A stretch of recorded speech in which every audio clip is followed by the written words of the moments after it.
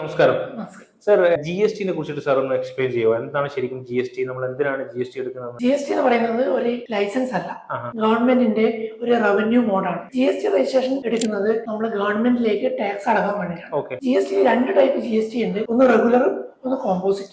Composite എന്ന് പറഞ്ഞു കഴിഞ്ഞാൽ നമ്മുടെ ടേൺ ഓവറിന്റെ 1% സ്ട്രേറ്റ് അവേ അടക്കും. റെഗുലർ എന്ന് പറഞ്ഞു കഴിഞ്ഞാൽ പർച്ചേസ് ടാക്സ് എന്നും സെയിൽസ് ടാക്സ് അഡ്ജസ്റ്റ് ചെയ്ത് നെറ്റ് ഡിഫറൻസ് ഗവൺമെന്റിലേക്ക് അടക്കും. ഇതാണ് രണ്ട് ടൈപ്പ് GST എടുക്കാനുള്ള ബേസിക് ഡോക്യുമെന്റ് എന്തൊക്കെയാണ് വേണ്ടത്? നിലവിലുള്ള നമ്മുടെ ബിസിനസിന്റെ ലൈസൻസ്, ഇപ്പൊ FSSAI ആണെങ്കിൽ FSSAI, ലീഗൽ മെട്രോളജി ഏതെങ്കിലും ഒരു ലൈസൻസും, Aadhaar card, pan card, photo, പിന്നെ ബിൽഡിംഗിന്റെ ടാക്സ് അടച്ചിട്ട്.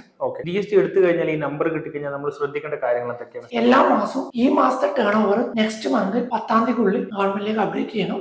20ാം തീയതിക്കുള്ളിൽ ടാക്സ് അടക്കണമെങ്കിൽ അടക്കണം. ഇതിന്റെ റിട്ടേൺ ഫയൽ. സംരംഭം സംബന്ധിച്ച് GST ഒരു നല്ല സംഭവമാണോ അല്ല എങ്ങനെയാണ്? ശരിക്കും കറക്റ്റായി മാനേജ് ചെയ്യുകയാണെങ്കിൽ ഇതിന്റെ